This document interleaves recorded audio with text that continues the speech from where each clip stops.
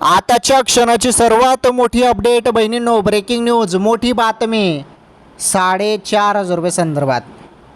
हो, तुम्ही बरोबर ऐकतायत, 4,500 संदर्भात. आता बघा, तुम्ही सर्वजण वाट बघत होते 21व्या हप्त्याची, त्यानंतर 21वा हप्ता थांबला, त्यानंतर तुम्ही 21वा आणि 22व्या हप्त्याची वाट बघू लागले. हा 22वा हप्ता पण थांबला.